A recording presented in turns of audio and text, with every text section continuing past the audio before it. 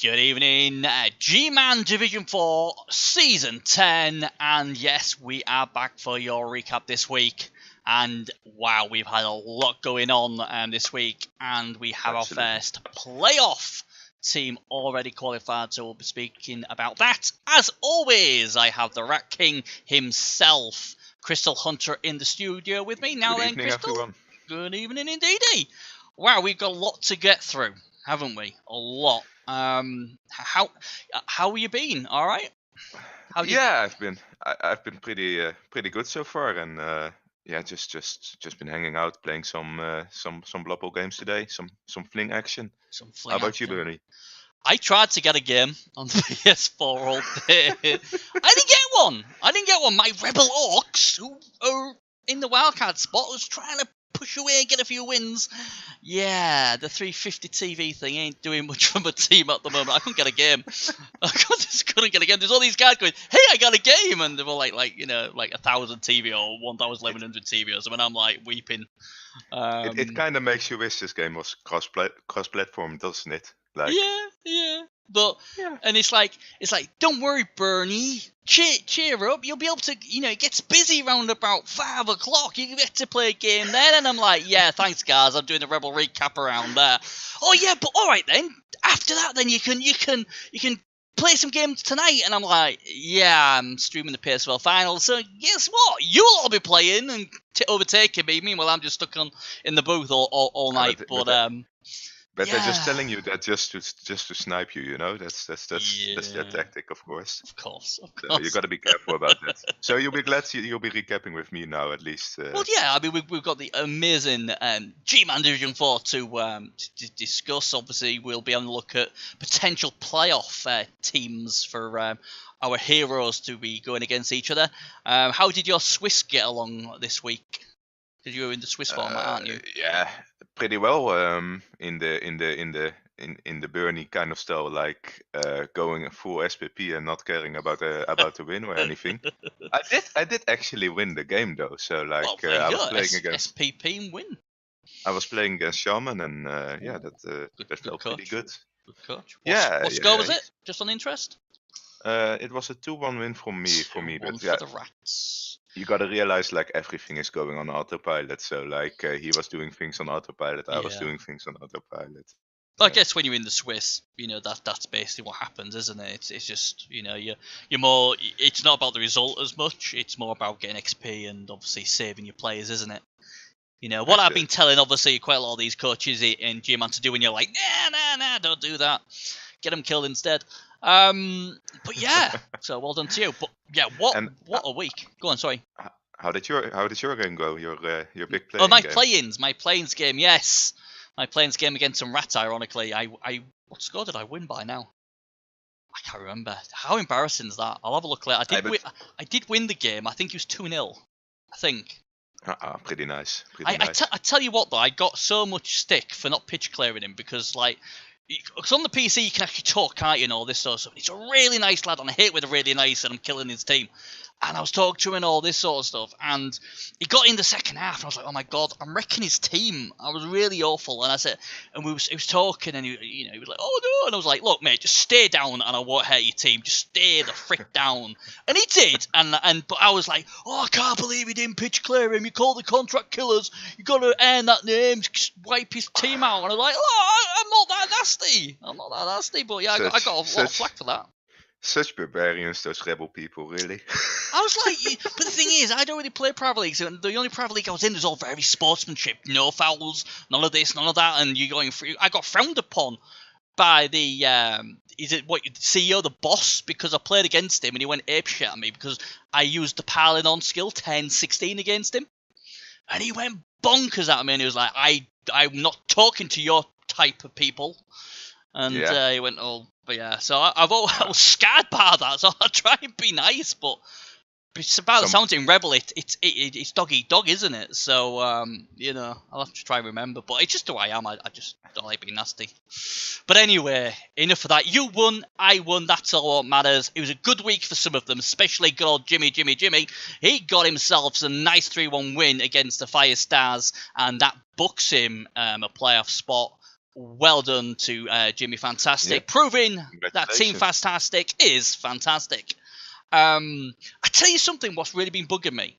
I'm trying to be professional going through the teams, but I can't remember there's a song out there, and I think it goes something like Julie, Julie, Julie, Julie, wow, wow, wow, and I've got this in my head now. Every time I see it, I'm actually saying Jimmy, Jimmy, Jimmy, wow, wow, wow, all the time. It's in my head. It's in my head. I was tuning to it. I mean, I'm one of those guys who'll sing a song, but I don't know the words, so I'll just make my own shit up. But I also know that little bit of the chorus, and I was like, it's getting really bugging to me. And I was like, I wonder if he uses on his like his stream or something, you know. But it's like Jimmy, Jimmy, Jimmy, and I'm like, wow, wow, like a cat, like a drowned cat.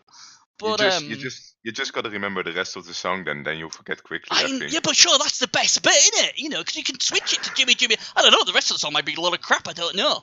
But I've got this really bad habit now when I'm looking through the teams, and as soon as I see Team Fantastic, all of a sudden in my head it's like, oh yeah, that sounds like good. Jimmy, Jimmy, Jimmy. And the missus will look at me and goes, well, that was a bit random. I'm like, yeah. And I just say, yeah, I am a bit old now, I love it. And she just looks at me and goes, yeah, that's a fair point, bless you. And just leaves me. But yeah, I'll just come out with it. So I blame Jimmy for that. I don't know why, and I blame whoever made the song.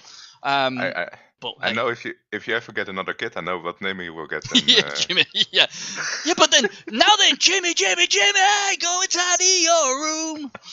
Yeah, Jimmy, Jimmy, Jimmy, don't do that at school. Yeah, it'd be something like that. Something like I think I'll probably have a mental breakdown. Although at the age of 42, having a child will probably be amazing as well.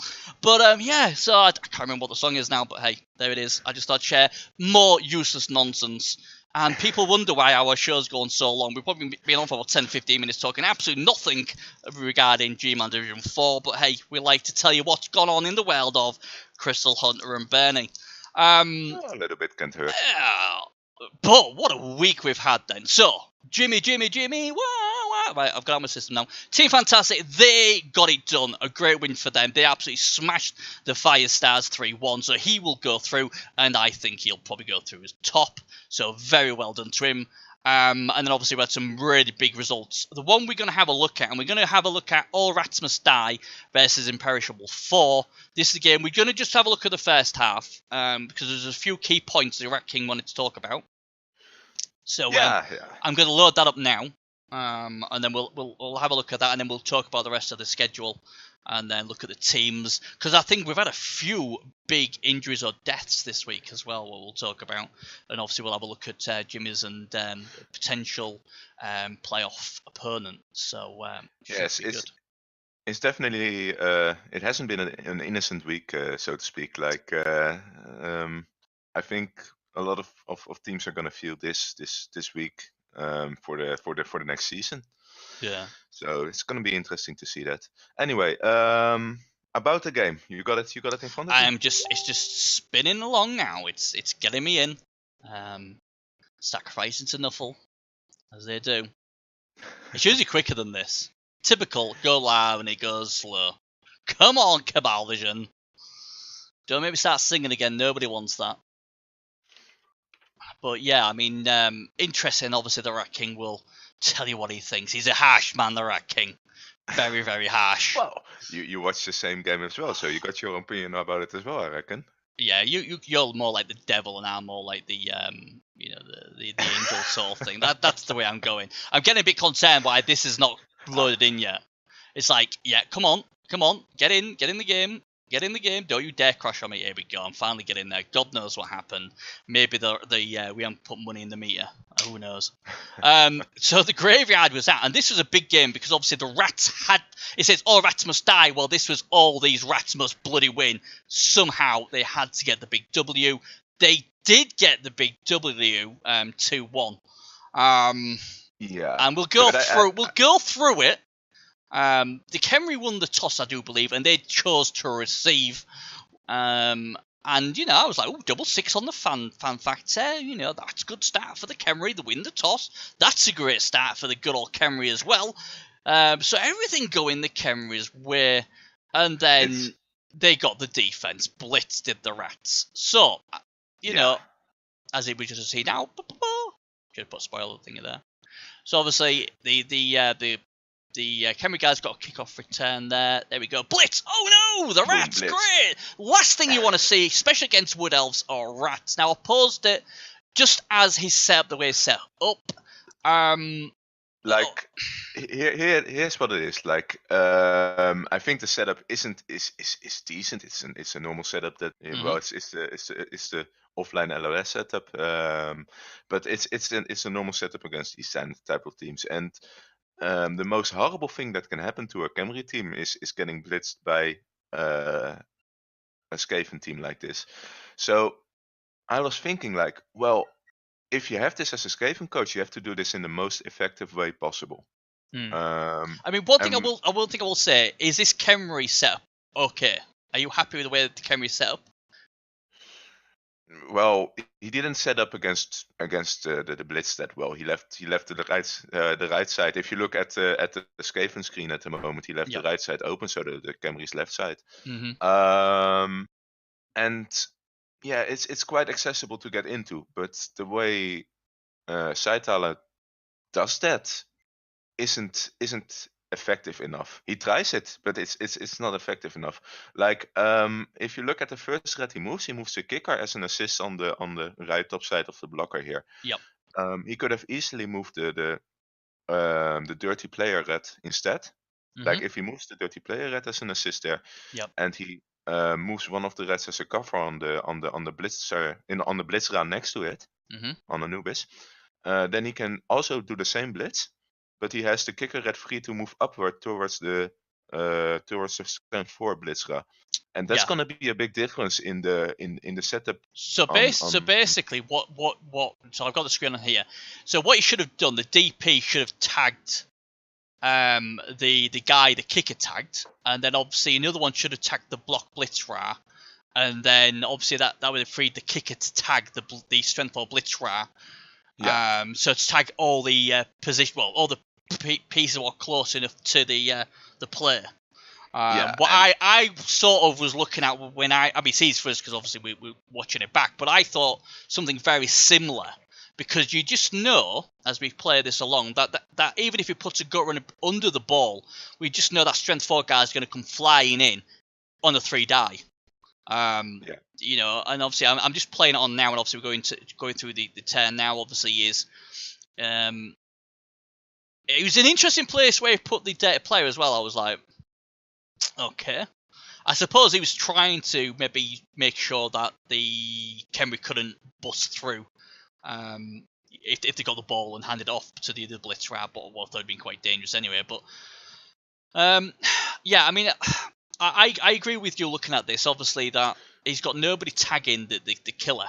And I would have been rather the just pause it here. Like it's not a huge mistake or anything. Like in my opinion, it's not a huge mistake, but it's something about effectiveness. And if you play the Reds, you gotta get used to play the game as effective as possible, because you gotta move in quickly, score quickly, and even with a blitz, you gotta take full advantage of the movement you have. You have movement 7 on all your players. They have movement 6, or well, on some players you even have movement 9, of course, but they have movement 6 and movement 4 players. So you gotta make sure to maximize that movement advantage that you have in these situations. And I feel like he could have done a bit better with that. Yeah.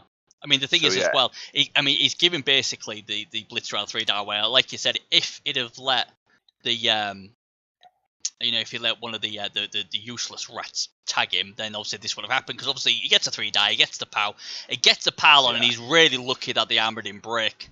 And there's also another reason to it, because like if you do it that way, you might be getting some more hits on your useless reds, on your line red and that kind of thing. Yeah. But you also put more Khemri players out of position to really do anything with the ball carrier. Yeah. Or when the ball gets retrieved to cover the ball carrier. So it's a situation where you can actually get the most out of it. Well, that way by screening off that kind of thing eventually. See, I thought the Khemri did a pretty decent job getting the ball back and how they did it. I was like really impressed the way Thenlo recovered this ball after the blitz. and did a really good job of getting the ball as safe as he possibly could with the Khemri. Really impressed the way he went about this. I'm just going to forward it to there now. So obviously we're just seeing basically, obviously the Khemri getting their team all done as they are. So let's wait for that. And then obviously 10. So now we come to the. That was a good pause. Now we come to obviously the Rats 10-1. The lightning bolt comes out. Before I move this on, was you happy that he used the bolt where he did? Like initially when I first looked at it, I was like, okay, this is extremely fast to use it, you know, like this is weird. But then I saw him setting up to what he was doing. And you could see that he could move back into his own screen and to his own defense, which means that the Khemris couldn't really get to the ball anymore, which effectively means you have another this is now an offensive drive for the Skaven. Yeah. I was like QFS, the ball came out, I was like, whoa. But then when I saw it and where the scatter was, I was like, oh, that's a bloody good. That is a really good wizard. And then I like what he did. He got the ball. He came back. Because what I found with a lot of rank coaches, they just want to score. And he was like, no, I'll take it back, put it somewhere safe. Yeah, and I really like that. This was a really nice play by Side Talon. Yeah. So this like he didn't start the blitz effectively. I think if he did use the blitz effectively, he wouldn't have been using the wizard in turn 1, because I think he would have been good to just directly attack the ball carrier if they were able to recover it. So yeah, for the situation being as it is, this was a good play. Yeah. So that was basic 10-2. I'm just thinking, did much happen on? I don't think really much happened on Khemri's 10-2 apart from just positioning. So we'll go to they were forced to cover, but like in turn 3. Right, let's go 10-3. Or no, wait. Oh. Turn 2 of the Reds. Sorry, on turn 2 of the Reds, something big happens. I think. Let's just get it back to where it was. And I'm totally unhappy about it. Right, just gonna get it to. I'm just waiting for it to go by. For it's just finished. Khemri's just doing the blitz, and then when I forward it on for some bizarre reason, it skips the big thing because it happened first off, didn't it? So I'll just let it go through. It happened really fast on that turn. Yeah. Yeah. So I'll just let the Khemri do what they do. Yep. And then I remember you messaging me about this. You wasn't happy with this, was you? Here is the first play. I'm going to pause it as he's running towards his little gutter runner, right? Okay, so we're going to see the gutter runner hand off to the other gutter runner. But what would you have done? Because you was... Well, he's choosing to hand off directly, and he rolls a double one, and everyone would say, well, that's unlucky. Yeah. I agree, it is unlucky. But he doesn't have to take even that risk to get into the position where he is. He could have used the plus movement, sprint, sure feet, G block to make that assist there and blitz with the mighty blow first. Then he could have made the space to get in, and then he could have handed off. So he would have been more covered on the ball because he had 4 players around the ball instead of now just 2 players standing there. So like there was absolutely no reason to make this play. Yeah. So I mean, basically, the superstar gutter runner would have come through, and then obviously the executioner France would have come in and took out the skeleton. Then he could have handed off, and then if he wanted to score, he could have done. If not, he had 4 players around the ball to protect it. Instead of that, he chooses to make a 1 in 36 to fuck up his game completely, because like the mighty blow piling on guy. The storm vermin is still down on the ground. The dirty player is right next to him. Yeah, it could all spell disaster at that point. So he chooses to make that play, gets burned for it. Yeah, and you can see in the turn after how the Khemri are benefiting from this hugely. It's an immense. Yeah, turn we're looking now at obviously.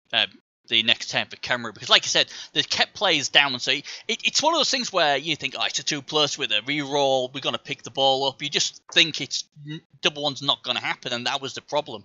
Obviously, the way you explained it, because it did give me the impression that he was going to score that turn. Yeah. So to me, it would have been better the way you said.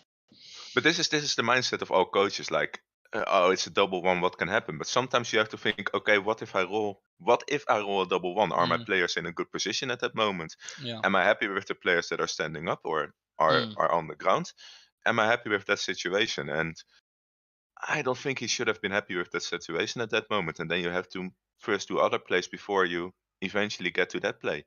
And that's something some coaches really need to learn before they can easily win matches like this, because he was in a totally winning position on this point. Yeah. And I think he kind of screwed himself a little bit here on that part.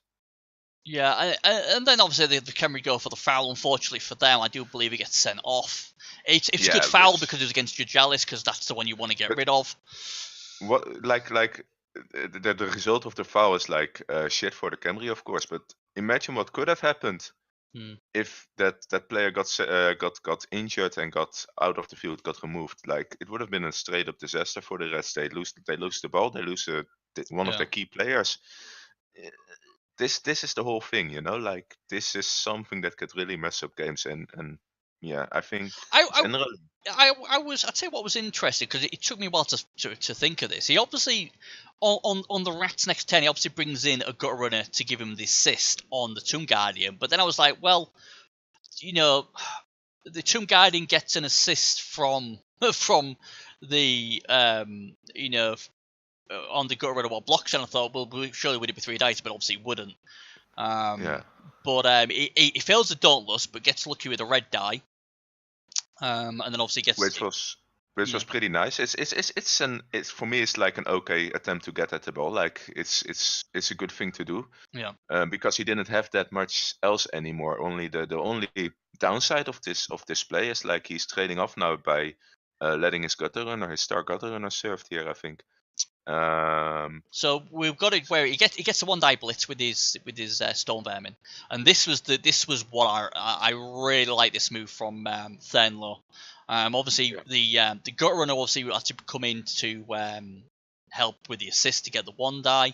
Thernlow does a brilliant thing here where he basically gets the really nice gutter runner in a position to be served. He has to put his Tomb Guardian in danger, but he's like, you know what? If I can injure this gutter runner, it's well worth it. He pushes him off into the crowd, and the crowd just saying, you know what? We like the guy. We're not going to hurt him.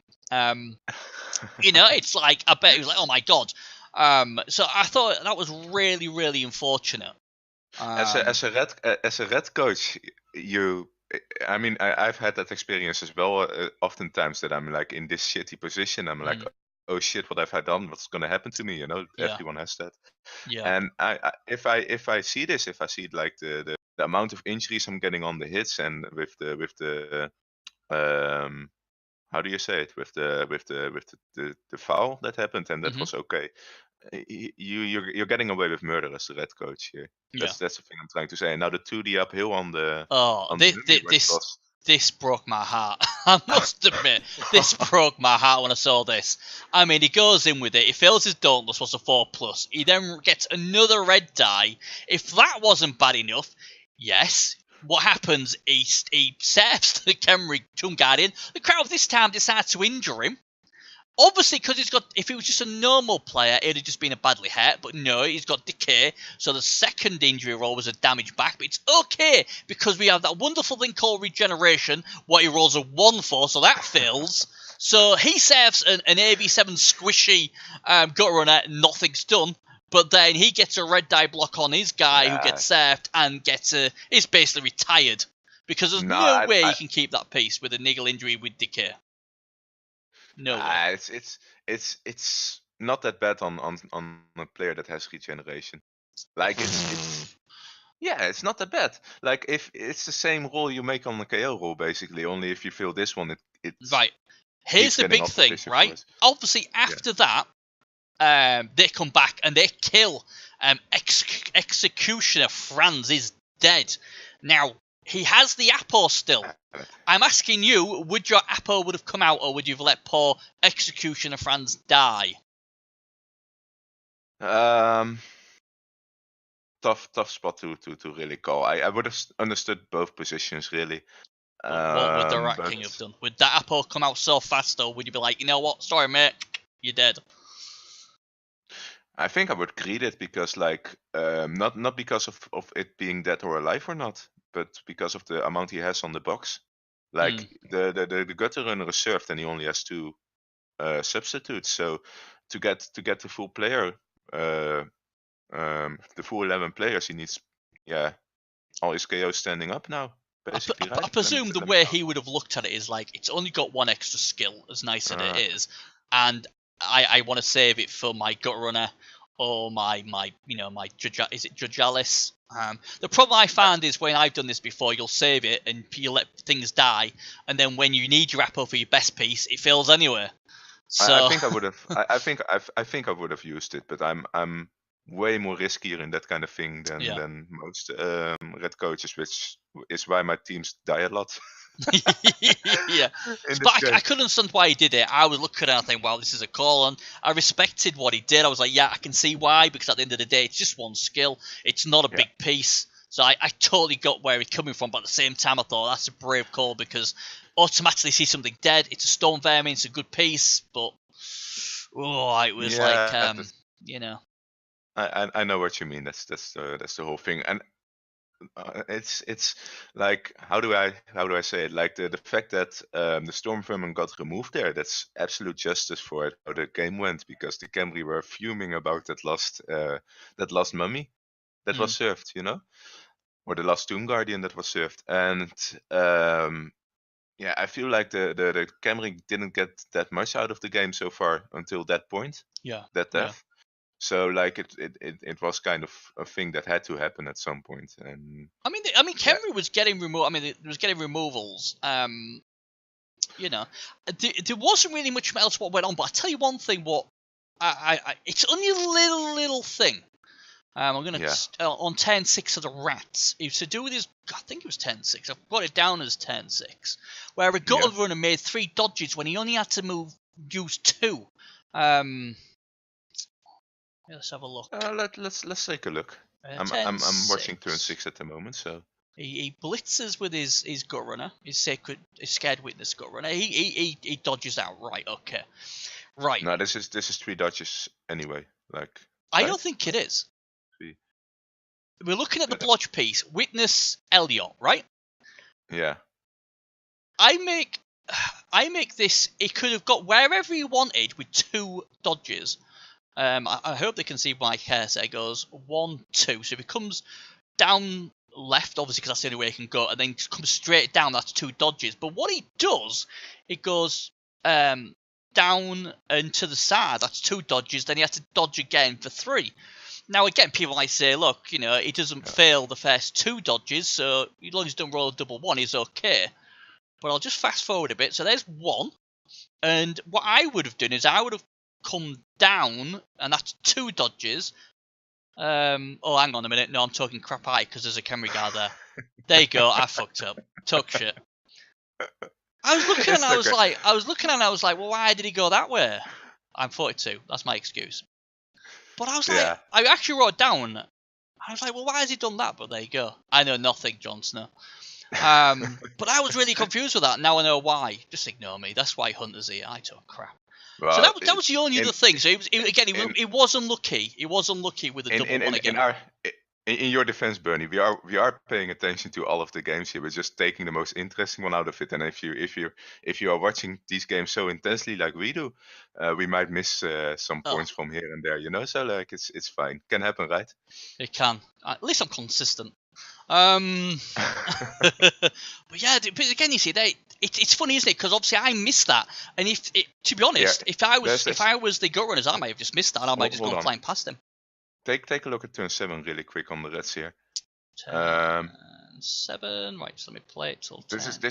This is also a minor detail I want to talk about. Like, this is like Camry are gonna have their turn 8 after this, so they won't be fouling. They won't be doing anything that would cause a big turnover.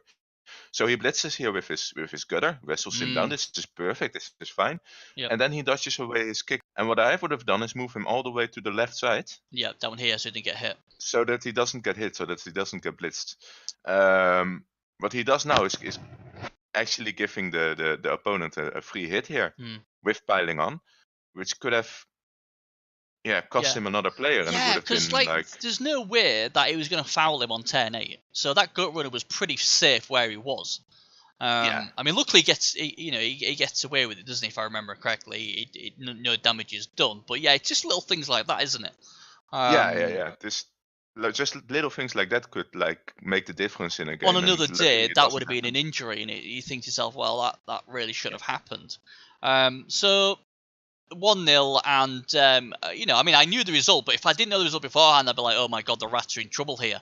And the last thing we just have a quick look at is obviously the Rats get a lucky break here, if I remember correctly. On their turner, they have got a 1-turner. Let's just take a look. And obviously the Camry, they do the standard defense right at the back. But like, let's just say, even if the Gutters have a 1-turner here, but even with the 1-turner, I don't think Saitalen was happy about his health, because he basically wasted his wizard. Yeah. Because he used the wizard and didn't score with it, and the opponent scored, so that was. But how unlucky is that for the Camry though? A rock takes out the Blitzra. Luckily it's just a stun, but it leaves a gaping hole. Well, I say gaping hole. For an agility 5 piece, it's a gaping hole. And it just basically makes it so much easier. It's 2 pluses now instead. He obviously gets his blitz in as well to clear the skeleton what I liked. So got him out the way, and I felt bad for the Camry. It's one of those things what happens. I mean, ironically, he did roll into the one as well, and I bet I've got good experiences with rocks happening after a kickoff like that, and that's how I got into the World Cup, of course, with the qualification game. Yeah, versus Spartaco, he got we had overtime, and he got a rock smashed into one of his players on that line, and I could totally walk the gutter runner up on his end zone, and he couldn't reach me anymore because of that rock, basically. So yeah, this is something that actually made me remember about that game, which is nice for me. Probably not for him, but yeah. So we just want to show you the first half there, because not much happened in the second half apart from obviously the Rats. Yeah. The Rats got it done. The only thing I put down for the Rats was, oh my god, the dodging from the Lamb Rats was immense. They never failed. They just dodged where they wanted, when they wanted. I just noticed about turn 12 that he did a key stall there, but like it's not something that we could really talk about a lot because it's not that spectacular. But he did a good stall there on turn 12, which actually made sure that he won the game after he scored the second touchdown, because the Camry really had trouble pushing through on the rest of the turns. So yeah, that was well done by Saitalen. Only like the whole first half was a bit messy, I feel like, and yeah, it could have been a different game if the armor results and if I remember correctly, I think I'm just gonna go back. I'm sure, wasn't there a point in the second half where the Blitzerer failed a 1-1 on the ball carrier? Sure he did, you know. Oh, just come to think of it. Well, you can skip to it. And, I am trying to skip through it now. I could have sworn there was definitely because he somehow clears. Yeah. So let's see if it'll let me go back. Right, okay, I'll pause it there. So this is you probably won't see it, so I'll just try and talk people through it. So it's the Camry's 10-10, and the Rats have just had it. He's basically got a Lamb Rat defending against a Tomb Guardian. So he's based up to a Tomb Guardian and a Thrower. And if they clear that guy, there's a Blitzerer who is 1, 2, 3, 4, 5, 6, 7. He's 2 JFRs away of getting a 2 die on the ball carrier. Well, you know what is very dangerous, and you think with all that speed, there's no way the Camry should be getting a shot on the ball. Yeah. I mean, I don't know. I mean, obviously, I'm not a Rat coach, but I was quite surprised to see that. I mean, he basically, as you did before, he does all his moves first. He ties up the other Rats first before he goes in for the play. see what it is. It pushes them away there. Yeah, the double GFI. So it's basically the Khemri's doing what you did. Is made sure everyone's tagged in all before he does his main move. By the looks of it. And then here comes the Blittra. I'm going to be the hero. Da, da, da, da, da. Whoops. There's the one for the JFI. It's all right, lads. I've got to re-roll. He makes it, but then needs another JFI to hit the ball carrier and rolls a 1. 2 1s in 3 die, and that just summed up the Khemri's luck. And that basically was the game in the end. It was, like I said, there was a bit of good stalling later on. Here's the stall that happened. Like you see it right after the fail, after the Blitzra fail, and like because of this stall, it's just really difficult to do something as a Khemri team. So like it's been, like you said, it's been really unlucky for the Khemri team as well. Yeah. But it's a rocky victory for Saitalan, but a victory nonetheless, I guess. I suppose when I've been watching a lot of these games, because we're all like good coaches, they're all very good, and it seems like a lot of times the winner is the one who just got that bit of rubber green or just got that key break at a time when he needed it. Like, if that Blittra, I mean, it could have knocked him down and maybe, I don't know, the other gut runner picked it up and still scored anyway. But, or maybe if that Surf on that gut runner was an injury or a knockout and he didn't come back, the 110er, then that could have just changed the game. It's just little things like that. And I felt the Rats got away with murder on a bit of that, but absolutely. Like it's the absolute smallest stuff sometimes that can really make or break a game, and this is one of those games where that happened. But again, I felt really, really bad for the Imperishable 4 losing that Tomb Guarding, because I mean, to me personally, I'd be sacked now. I'd sack that. This is also the second game they're involved in. Like last week we saw the Lizard Blizzard game where I said like Rick wasn't also doing that extremely well in that game. This is the second game where his opponent is making some mistakes, and by some bad luck or by other circumstances he can't really take advantage of it. So that's really frustrating as a coach to see. If I would be the Khemri coach, I would be really frustrated about those kind of games. Yeah. I mean, like I said, it is like I said, I've been impressed the way the Khemri coach has played all the games I've seen so far. So I've been really impressed with that, and I felt he didn't get the rubber green. But then we could go to like maybe some of the Rat games, and again we'll see the same thing where he's been. He's not had the rubber green sometimes. It evens itself out eventually. But the Rats needed to win.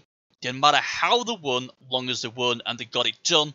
Exactly. And it's good for us because obviously we, as we look at the other results, we do have a little bit of excitement for the last week, haven't we? So a good win for the Rats. So obviously we'll have a look at the team breakup later, because obviously some people did lose pieces. We've just seen 2 pieces, or in my humble opinion, 2 pieces there, one dead and one more should be retired, but we'll talk about them later. Now then, let's go on to the rest of the games then. The Tall Dwarfs with no AV. The first week we did the recap, we said they were the big winners. Ever since then, they've been in free fall. They lost to one of the form teams in the division, the Badland Pharaohs. The Yorks got it done again. Good news for the North though. At least the Yeti, he leveled up, so not the West. So classic Armor 7 versus Armor 9 matchup, isn't it? Yeah, I mean the thing is, the Badland Pharaohs, they got 56 blocks to the I keep calling the Dwarfs, not Dwarfs, Norse, 41 blocks, and obviously they got 2 injuries on the York, so that's not bad. And the Pharaohs got 5 KOs and 2 injuries, so I feel like all that guard, all that power, probably got it done for the Pharaohs, but they're in good form. They started off with a good draw against Jimmy's team, what was a good performance, and from there they've just been getting stronger and stronger. And it's funny when you get momentum, you got to keep going with it, because obviously we saw the Norse lose momentum, and it's been hard for them to get it back. And they will play the Rats next week as well, so that'll be a big game. And that's he took my advice to heart. He's winning his games, and he's gonna have a good feeling about next season when he wins his last one as well. So I think how big do you think is it finishing the season off really good? Because he's not going to be in the playoffs, but he's put a good a back end run, shall we say? Like obviously like Cybernite as well. I mean, how much confidence do you think the Pharaohs will take from that? Yeah, I mean, like it's something that makes you feel really good about the next season. Surely, I mean, like SPPing players or leveling players is pretty nice as well. But like, it gives a different feeling to it. And if you give it all to get that little bit of extra pressure going on onto your opponents and get the wins out, it's something you can feel confident about next season as well. You Yeah. could see these games as a bit of practice game as well, at some point. So it's pretty nice to have that. And yeah, that's how I approach my games as well. I just, like I told you, I just want to basically win every game. Yeah. And I guess some people have that, some people don't. So yeah, that's for each their own, I guess. Yeah. The big result, though, came between Mad Commandos and the Lizard Blizzard, where the Mad Commandos came through with a 2-0 win to give the Rats some hope of Mission Impossible in the last week. Now, I actually saw this game, and I think you said you saw this game as well. I saw this game, yeah. Obviously the Lizards had a few there, saw us out, and obviously they got inducements. They went and bought Slibley, and they got 2 Saurus mechs as well. After 2 turns, the Lizards had 1 badly hurt Saurus, a badly hurt Skink, 2 KO'd Saurus, including Slibley, and it basically snowballed from there. The jump up killer of the Nagel team had his wicked way with them, and they killed the Croxigo. The Apo came out, and the Apo did well to save him, but he still ended up with a -1 movement, so he'll miss the last game. So it was one of those games where Claw came out to play, and when that happens, the Lizards are never going to win them sort of games, and there wasn't really much the Lizards could do. It was one of those cases, the Commandos, 22 armor breaks.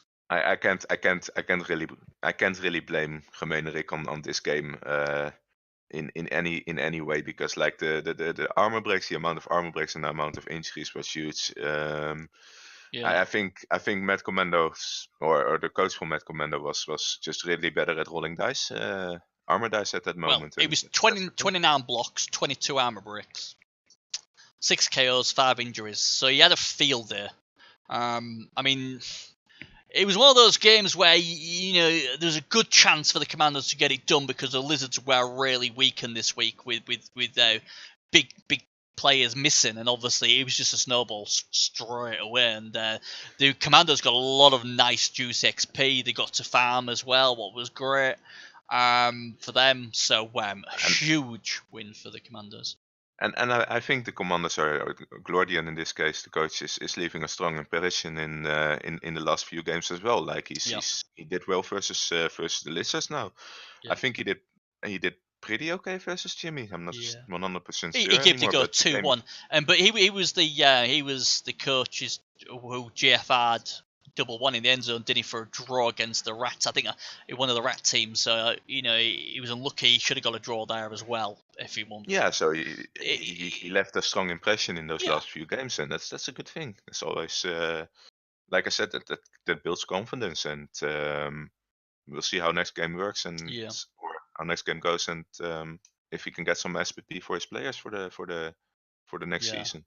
Yeah. Then we had Chuck Norris versus the form team of the competition, Victims of the Sun. And Chuck Norris, well, I'm trying to remember if I got this right, because obviously I didn't realise these two was playing each other. And I think I did sit on the fence and went 1-1 or some sort of draw. I'm claiming that, even if I'm not telling the truth. You can already see the most painful thing for Cyber Knight. You can already see it on the MVP card. Ooh, agility 2 on his big player. Did Chuck Norris do that? That's what I want to know. Yeah, it's just really painful, isn't it? Agility 2, oof. But Chuck Norris could have done it because he has 4 SPP on him. Like yeah, possibly could have been him. It'd have been cool if it was, because that would just go with everything. But again, I mean, I'm a big fan of Cyber Knight, and he's a really good coach. And Hollywood Martial Law, with all these loners, got a draw. I think that was a really good performance. Chuck Norris and whatever he took with him. And 43% ball possession for the Hollywood against 12% for the Victims of the Sun. So they dominated the clock, the possession as well. The Bretts had 52 blocks compared to the 45 of obviously the Kislev. I think Hollywood martial law is also like the coach. What's his name? I kind of forgotten. I'm always really bad with names. Sorry, guys. But the Hollywood martial law coach is also in it for the Knuffles for being a coach with only Chuck Norris on the team. So I vote for him. I voted for him straight away. With these results, like the last 3 weeks, the results like the draw, the win, and the draw, you gotta vote for him. Soon as I saw it, I'll be honest, because they do a little segment of everyone, and I'll be honest, I read everything, but as soon as it came to the one with Chuck Norris, and he was like, I'm not even going to look at anything else, it's Chuck Norris. It's as simple as that, it's going to get my vote. So, where I could vote for Gman Division 4, you guys, I voted for you guys, because obviously you're my boys. No bias there, honestly. Yeah, well, actually there is, but who cares? So yeah, I voted for anything you guys win, I voted for you guys, so, of course, that's the way we go.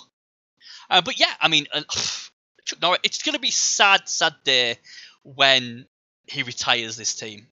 But hopefully Chuck Norris will move on to pastures new and do well. I kind of want to see a win from him from the last match day. So Falcon Merc, you hear me? Just get the win next week. I've got a really bad feeling. The last week, oh god, he's gonna die. Oh, something bad's gonna happen to Chuck. The Badland Fairy Orcs are gonna break him in half or something. Something's gonna happen to him. I have this nightmare that Chuck Norris will be no more after week 13. You've heard it here first. He'll probably go and score a hat-trick now, but always dangerous versus Orcs. So I've just got this bad feeling, I've got a bad feeling about this, and that's what I feel. Anyway, we'll move on to the 5 stars against Team Fantastic. Jimmy, wow. 3-1, congratulations, we've already said. Drace, I love Drace, the coach. He always gives me a little few snippets, and he was telling me all about this game, and Team Fantastic basically showed him how the Chaos should get the job done. Just the 30 blocks, but 4 KOs, 6 injuries, no messing from Team Fantastic. The 5 stars, meanwhile, still with the pillows, but they did at least injure one person. So hey, that's what I wanted to say. Like the 5 stars were in the other game last week, and they were like and this Chaos team you had to face, it just generally fucked them up. So. Team Fantastic showed him how to take apart a team. There's so many innuendos in that I don't even. I'm trying to not start singing that song, so I've got it in my head. All when I was doing the recap and doing everything, I can't keep.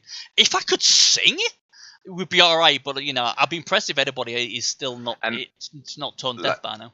Like we are going shortly over these games. I would normally pay some more attention to these games, but like in these best fests, you quickly see how it goes one way or the other way, and it isn't really spectacular to show on the screen when you're recapping. So that's why we decided to show the side talent game, because this was just a brutal game. It was just a brutal game. It was just a brutal game. Yeah. It was just like Team Fantastic just broke 5 stars.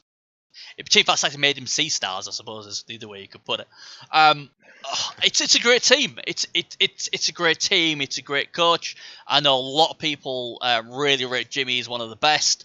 So I mean, you're very sweet on them for the playoffs, and obviously we'll have to knock up some Team Fantastic jerseys, won't we, and get our flags out, and we'll get singing his songs and all that. Try and help him out as best we can.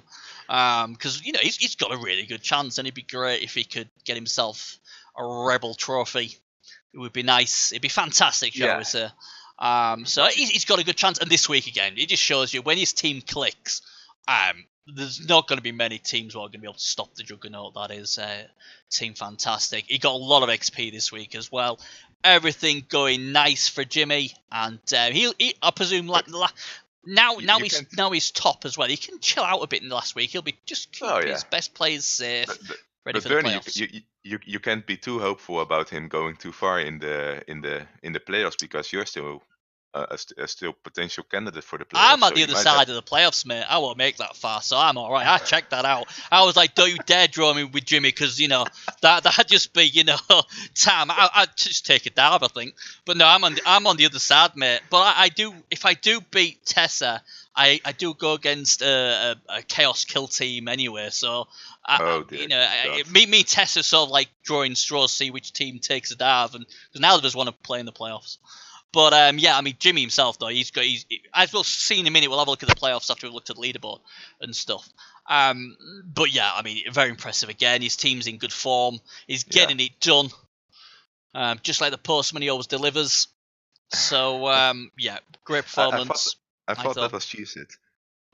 Yeah, well, if there's more than one postman, where do you live? Do you only have one postman for your whole country? Tell you what, that's what happens when you have too much bacon in your country. Good old Danish bacon. That's Danish, isn't it? Oh, I'll tell you what. There's not a lot of postmen in Holland, man.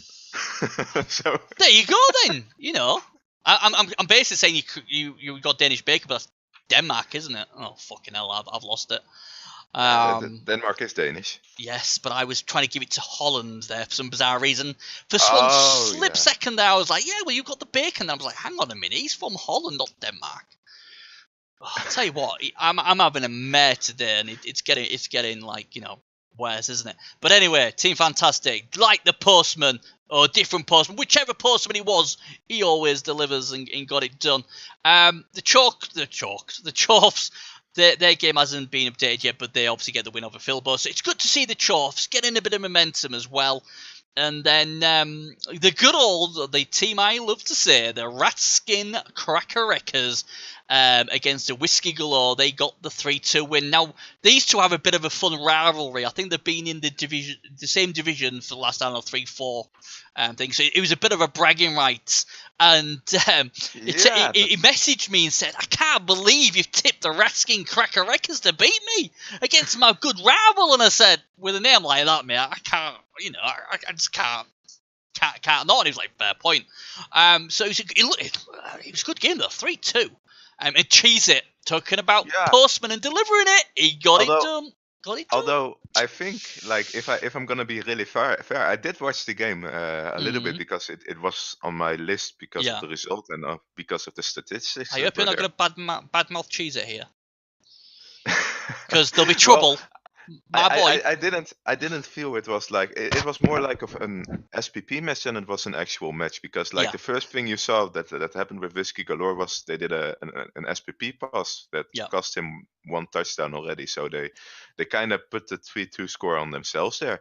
So like it was a bit of a weird game. Also the Redskins were setting up ridiculously or hilariously deep into their own field, so that they wouldn't get hit. So there were some, this was not a normal, like, okay, we have to win this game. So they both took your advice, and I'm a little bit disappointed about that. But yeah, you know, I'm quite happy. Take Rat King's advice or take Bernie's advice. Take Bernie's advice. And the thing is, look what happened. They both got nice XP. You know, Ratskins 9 for hardtack, 7 for rare, the second, and 5 for the cheese it. And then obviously Kevin Killer, I love that name. Kevin Killer got 5. Glenn Grant got 3. How the hell do I pronounce this? Bunner Habhane, what a name, 2, Uban 5, Laproy got 2 as well. So listen to me, loads of XP, listen to the Rat King dead pieces. And don't get a playoff spot. Doesn't matter, Whiskey Galore was in a position to get a playoff spot. He wasn't. Fake news. What do you mean? He couldn't qualify. He's not daft, he knows. Listen to Benny. Okay. You'll get your team killed. I do. In Whiskey Galore's defense, I do understand it, because like it would have been really hard to get into playoffs, but there was still a minimal chance. Are you sure? I don't think there was. I really don't. Check the leaderboard right now. Let's have a look. We're on the leaderboard now, so let's have a look. See if I've done something else wrong. So he got the loss. So he was on 19 points. So if he got a win, he would have been on 22. He would have been on 7-1-4 on side talents level. Yeah. So like he would have had a chance. Bollocks. Screw you! What are you doing, Canucky? Bloody farming! You're gonna go in the playoffs, man! What's wrong with you? Don't listen to me! You listen to him! Yeah. Bloody hell, I didn't think...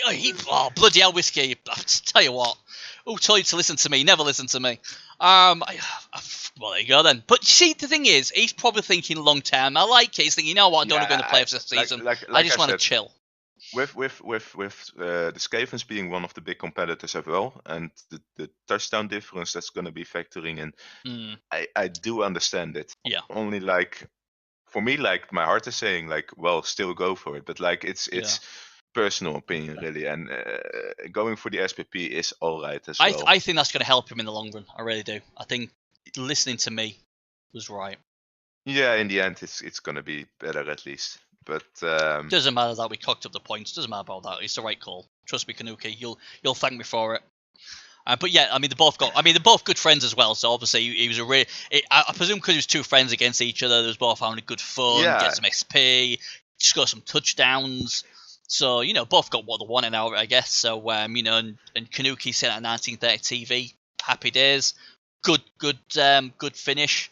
And yeah, so all round looking good. Jimmy, obviously, he cannot be caught. He is in the playoffs and will probably be top.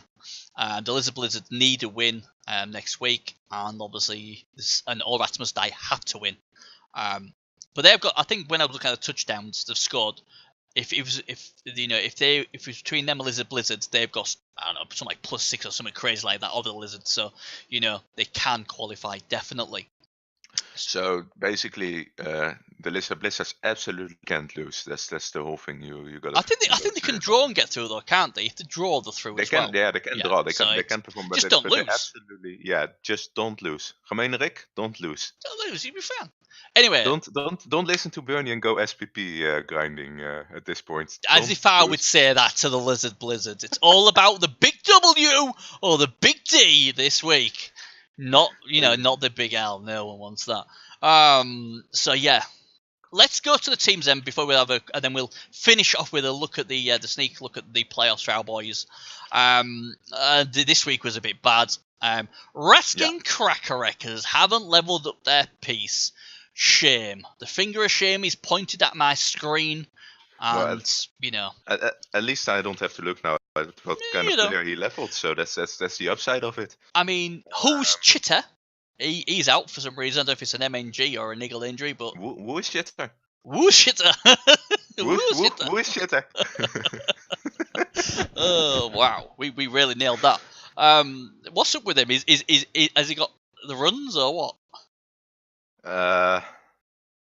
Well, we can just click on him and check here. Oh man, I thought you were going to tell me all this work you're giving me to do. I tell you what, you can't get the staff peeps. Look at this. Oh my god, smash knee. So that's not going to help him, and then a damage back. This is a fired. Even though he's got kick, he needs to be kicked, doesn't he? That's one funny thing, that there was a dead player in that match actually, and it was a dead loner. So he got a mercenary, and that one died. So perfect use of the mercenary there. Yeah, good call. Very well played. Yeah, the level up on hardtech is going to be quite interesting to see what he's going to pick. I tell you what, do you think he deliberately left it so we could discuss it for him? I think that's what it is. I think he's thinking, what would the Rat King do? If I don't take the skill, what will the Rat King tell me to take? Obviously on a double, this would have been Claw. No problemo. Yeah. But if it isn't, what would the Rat King take? Frenzy or Pro or... Well, anything like that, if you feel confident that you're going to get enough guard in, I would consider Frenzy. What about Jugs? Jugs is also an option. Like if you go Jugs, you can also ignore some of the wrestle players on their side. I'm just thinking as well, like for if it's a both down, you don't really want to be, you don't want your prime Storm Vermin being tied down and getting hit the next turn, and obviously, that at least negate to a push so you can hit and run away, can't he, sort of thing. The only real problem he has is he doesn't have any SPP on the other Storm Vermin yet. Yeah. So that's gonna be a bit of an issue for next season. I think he gotta try to level that one up in the next game, or at least get some SPP on him on the next game, so he's gonna be close. And then you can actually pick something like Mighty Blow or Guard on him, which is in both situations is fine. Yeah, I suppose it's quite hard because obviously you've got your gut runners who are hogging the limelight with all their XP. I mean, obviously, Cheese It, gotta love him. He's my boy. He's still going strong, but again, he probably doesn't really need the XP anymore now. So you should be looking at the other gut runners to get it done. Arara 2, who also is a very good runner, but doesn't get the same sort of hype I give Cheese It. Don't know why. My apologies. And then obviously Goldfish. He needs a bit more development, and he's obviously got Biscuit now. Biscuit needs a level up as well. So I think last week he should be looking for try and level something. Yeah, he could also just level up Arara the 4 with 90 SPP and just go pass block for the memes with that kind of player. Hey, why not? But yeah, I mean, like I said, the other thing what I've sort of been thinking about with these like kill plays like this Storm Vermin, how about giving him stand firm? Because then someone comes in, hits him, doesn't get him down, then he's in contact with the killer. So he either stays there and your killer gets to kill him, or tries to kill him, or he has to dodge away what could cause a potential turnover. It's nice. It's pretty nice for one turn, I guess, but it conflicts a little bit with piling on. But essentially, Guard is also conflicting a little bit with piling on, which is a reason that I rarely put piling on my Storm Vermin. That's personal taste again. I've just got this into my head now that killers should have stand firm. So it really, it's more risky for someone to hit them, because if they don't, then they're gonna probably have to dodge out of the way or just stand there and get hit. Yeah, I don't know. I've never tried it, but I feel like you could also there's also another option. You can also give him Vent, just make him just a little bit more safer for the piling on. Because there's a lot of like kill teams out there with them sort of players, so obviously that would at least protect him from there. So that's another good one. So he has multiple options here. So it will be interesting to see what skill he picks. I wouldn't mind any of them. I wouldn't be bothered too much about it if he picks one thing over the other. It's all good. Yeah. Unfortunately, the Chorfs, they obviously haven't had their game thingy yet. He was against the Orcs. Everything is exactly the same as last week. So unfortunately, there's nothing we can say about them because nothing's changed and they haven't played the game. You're never sure. They do get the MVP, right? Yeah, but they haven't. The game hasn't been confirmed yet. Ah, yeah. So then they don't get anything. So sorry, Ricky. We'll try and make it up to you next week.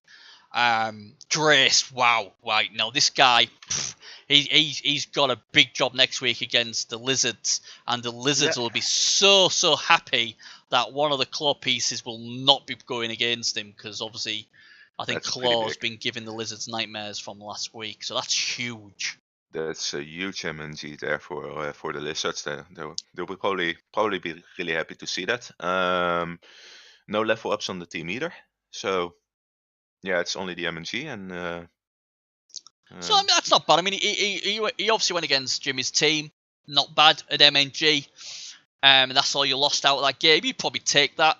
It could have been a lot worse. It's still got his strength 6 and his strength RP, so that's all good. And this team's getting there. That's what I wanted to say. Like the last team stroked him gently, and this Jimmy's team stroked him gently under the armor. So like he did hurt him, but then it only was a badly hurt or an MNG or that kind of thing. And could have been a lot worse. But again, I mean, it's gonna be interesting to see how Drace does. My boy Drace, I love him. He gives me all the inside info. So can he knock out the Lizards? Can he help the Rats? And I'm sure the Rats will be praying, sacrificing so much stuff to make sure the Fire Stars finish as the winners in the last week, what we'll have a look at in a moment, but that's a big loss for them. But it's only for this game. He will be nice and fresh for next season, or whatever they're going to. I don't know, do they do invitationals and stuff like that? They can play in if they want to. I think exactly that's an option, isn't it? So Saitalan doesn't better not forget to give him some motivational money or that kind of thing, Yeah, like I know where you live, don't you dare lose, sort of thing. Yeah, that's also a kind of thing. But if you're a Skaven coach, that doesn't really bother a Chaos coach, I think generally. So. Whiskey Galore Kanuki, my favourite because he listened to me instead of the Rat King, so he's my favourite coach in the division, and he worked out wonderfully. We don't need the playoffs, we just need XP. Lovely team, like it. Was there any deaths? Was there anything bad happened to this team? I noted down 2 level ups actually. Oh, 2 level ups. What for farming? Yeah, that's wonderful. Yeah. Oh, wonderful! What a great idea of farming. Brilliant stuff. What did he get? Number 4, the Chaos Warrior. Got block. Yeah. Got to and start number 9, somewhere. Kevin Killer. Who? Oh, Kevin Killer. What a name. I love this guy, Kevin Killer. Tackle. Now he's got Mighty Blow. Bit of claw, bit of pile on, and he's going to be my favourite player in the team.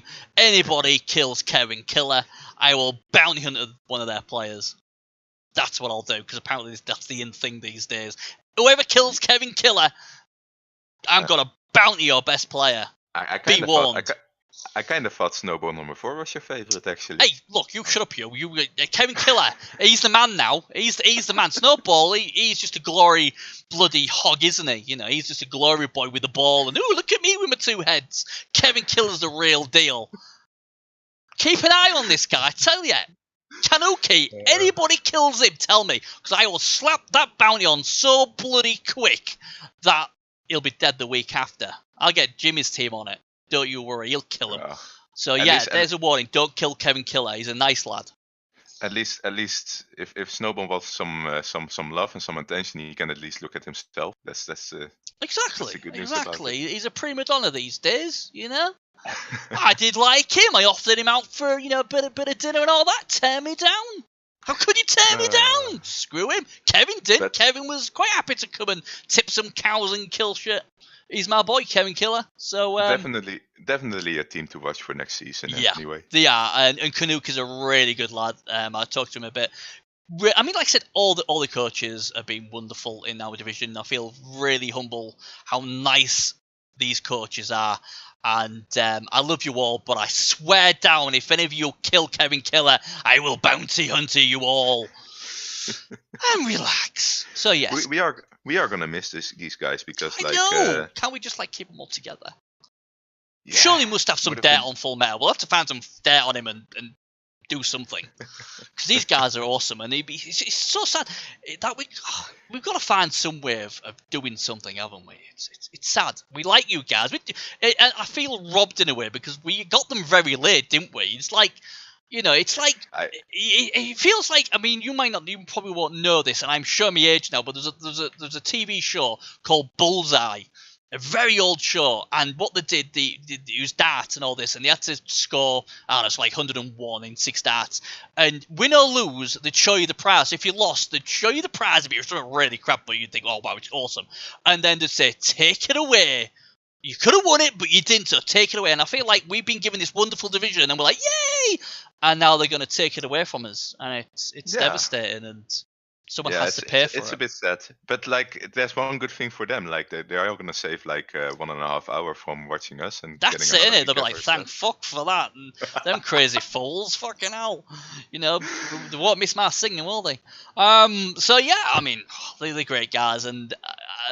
it's funny because although we've only been with them for a few weeks, it feels like it's been a bit longer. I will be watching these guys, and obviously, hopefully, our 2 playoff teams will do well.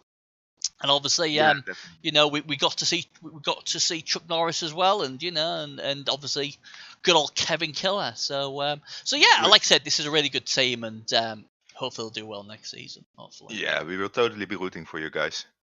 And now, talking about heroes, Chuck Norris, what a guy.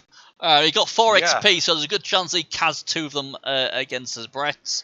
What can you say? He's going to be a huge miss. And there's not many Kislev teams about, so I hope one of them have the sense to pick him up. But he's not cheap. 210k he'll cost. I suppose if you're a Kislev coach, you just sell the rest of the players and buy him. What a story!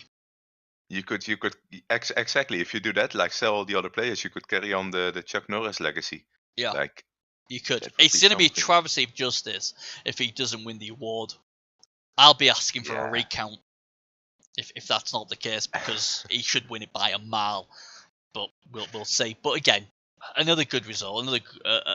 It's amazing what he's doing with the one player. It's a legend to me. Yeah. Can't really say much about him. He's never going to Maybe get a level up. Yeah, exactly. Maybe no surprise, but I didn't note any level ups for this team. Oh wait, I did actually. For a loner. For a loner, there was Yeah. one loner that had 9 SPP, Wow. and he could have hired him, but like they No. were like, no. Chuck we're not Norris gonna like, do nope, that." nope, none of that shit. You can come back next week. Mad Commando, what a beautiful week of Blood Bowl for him. Did he get any level ups? Yep. Player number 2, Brother Shapiro. Yeah.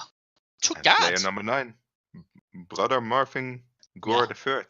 Brother Marvin Goldhead. I like that, the block. Guard, yeah. Maybe it's just a bloodthirsty of me, but I'm like, I want more claw. I want more claw. But he's done right. Pick guard because it's an Eggle warrior, so he's doing it the right way. So yeah, I mean, again, I think I feel like we're repeating ourselves, but again, another team what's doing well. The team's building very well, and I think next season we're going to see a lot of these teams go into other divisions and do really, really well with them. And it wouldn't surprise me if a lot of our division end up going into the playoffs the following season. For next season, Yeah, because we've got some really, really nice teams that they're just simmering now and they get in there. But yeah, good, solid choice on guard. I won't lie, I would have took Claw because that's the way I roll, but I'm a console peasant, so who cares? I might be a little bit of a nitpicker, but I would have taken Vessel instead of Block on the Marvin Gore. He's already got one. He's already got a wrestle tackle piece but already. if he loses that one, he doesn't have a replacement. Wait, well, if he listens to you, keep starving, lads. Doesn't matter. No, if he listens, he's a good lad. He probably listens to me. He'll look after him. He'll do all right. I'll tell you what. If number 9 dies next week, now we'll never live it down. So don't, for the love of God, at least leave the division before, otherwise I'll never hear the last of it.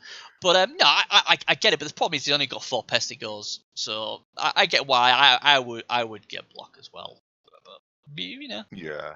Maybe. Yeah. We'll see what we next week. Don't die for the love of God, number 9. But again, number 8, yeah.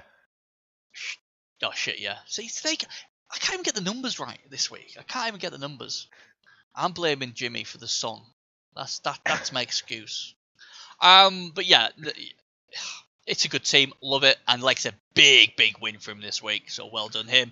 Oh my God, wow. What's happened to the Dead Man 78? I feel like we've cursed them after the first week. Dare I ask, was there any injuries, any deaths, anything? They had to recover this game from the Dead Yeti, as far as I can remember. And that Yeti leveled up. Yeah, and smartly went for Mighty Blow. And that was about it. There was the MNG here. He's still got that strength 3 Alpha Werner. He's got to go, mate. He's got to go. You can't keep him. He's got to go. I just wish someone would kill it because I feel like he doesn't want to get rid of it, and he's got it. I think he's waiting until he has a bit of a bank, and then he maybe he's just slinging him on the front line, saying, "I don't really care. Just kill him. Who cares?" But yeah. Yeah, but it's totally it makes total sense because he's gonna have his last game this week, you know. And yeah, after that he can just fire it. It's financially smart to do it this way. Yeah, he's got to go, hasn't he? If he's still bouncing about next season, there'll be questions. Yeah. We'll send the Rat King round to ask him in person. Yes. And he's a Dutchman who likes Danish bacon. We're gonna go to those recappers. We're gonna take over that recap just for that little bit, and then we're gonna be like, "Hey, what happened to that?" We're gonna gate crash their room out with their booth and say, "Why, Dead Man? Why? Why do you still have that player?" Exactly. We might even put a bounty on him if you don't get rid of him. That's how strongly we feel. Gotta go. But again, apart from that, it's good to see his replacement Yeti getting it done. Got himself Mighty Blow, so that'll help. And obviously his 2 Berserkers are coming on nicely. His run is still going well. So the team's still there or thereabouts. I bet he just wishes he can get a win next week because that'd be great. And I'm sure the Lizards are hoping he'll get a win as well because obviously he's against All Rats Must Die. But, you know, the team's there or thereabouts. So good luck to him. Now then, the Khemri. Oh, God, the Khemri. We saw what happened, didn't we? We saw the niggle injury on that Seth. He's got rid of him. I knew he would, because he's a smart lad. He's Thernlow. Anything else to note? I don't think there was, but even with the niggle and the bad result, he did get 2 level ups. So he got like a level up on number 3, ammo tab. Yes, that's a nice bit of guard. Yep. That got guard, and on Femur, Bone Splitter number 6. Yeah. And tackle is going to be quite important for this team. I think what we've seen, I've been impressed with number 6. He's been killing stuff, he's been beating stuff up, he's been killed, and he's come back alive. He's done everything. He's really, really carrying the extra work from the other dead blitzer, who obviously didn't have his Weetabix that week. And he's going to have to do it a little while longer as well, because that other blitzer doesn't have any SPP yet. Yeah. So he has to carry the team a little bit now. But that will be fine. Just a few more games in, and I think this team can recover quite well from the carnage. Like I said, I've been really impressed with how Thernlow's played, and I think when them two guys get a bit more development, this guy could really go close to the playoffs. I just think he's just lacking a bit on the Toon Guardian, and it doesn't help when obviously the crowd would retire one. He needs to be a little bit more lucky on certain situations. Yeah. But that you can't really help that. No. Right. But like I said, he's doing well. He's doing well, and I think this is one of those what might sneak under the radar next season and surprise a few. Because like I said, every time I've seen his games, I've been impressed. He's done well. So all the best to him in the final week.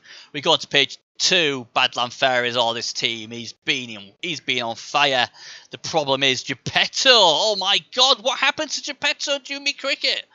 Tell me what happened. Let me take a look here. The Badlands Fairies, right? Yeah, the Badland Fairies. They're 2 best players. Ah, that's interesting. I didn't really note a lot of special stuff to it. Let me check the team here. I did know the level up, the number 15, Baba Yaga. Who? Baba Yaga. Yeah, he got guard. Oh, hey, that's not bad. The Jimmy Cricket was a miss next game, and Geppetto, he's missed next game as well. Yeah, so. That's why I probably didn't know them. So 2 missed next games there. Gonna be a bit annoying for the next game, of course, but nothing to I think I guess. Powell will be really happy the way he's finished this season. Like I said, he's got some really good results. It's going to be a bit of a test having his killer arrow and obviously his strength 5 guy. Frog Prince, he still hasn't got the extra 2 XP needs. Got to be frustrating there, but again, this team is getting into a nice position, and when you have all that guard on your team, you're always going to have a chance. It's an amazing stack of guard. And again, next season you can see them going well, especially the momentum they're picking up now. Now they're really nicely developed. I mean, it depends a little bit on what kind of opponents he gets and how well those opponents are going to deal with his army, his Sea of Guard, basically.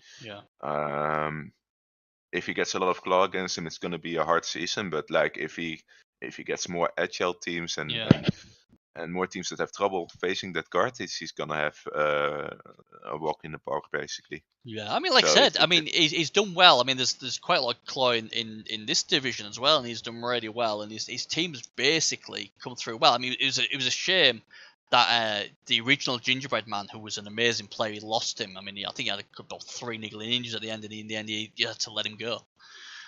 Cue the Frozen music. And then,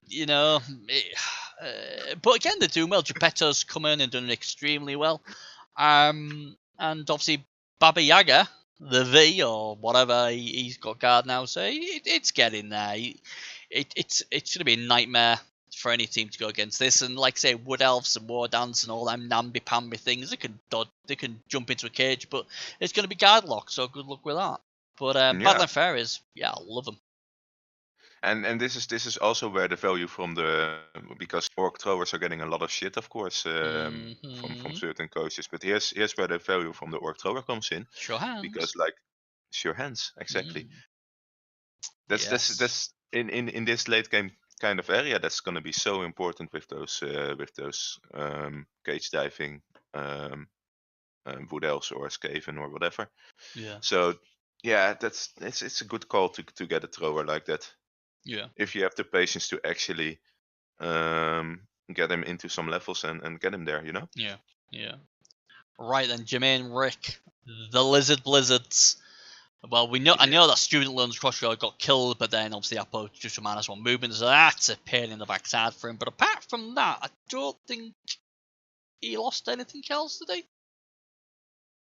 No, but like the game that is ahead of him is quite big, and missing a Croxigore is something that's gonna be a big factor, isn't it? Yeah. Yeah, it's not going to help. And it's a bit of a shame, really, for him, isn't it? Because obviously he uses Apple. His Apple sort of worked, not greatly worked. But I guess he's not dead. He's got skills already. I mean, you would keep him, wouldn't you, with just -1 movement? Yeah, it's not a big deal to keep him anyway. It's just about the next game, and like everything counts on that next game. Luckily, all the Saurus are still there. Yeah. Like he had last game, he had a huge problem with 2 Sauruses being gone. Yeah. So yeah, it's gonna be a game where he could feel a bit more confident than the last one, but it still might be pretty tough. Any level ups for this team?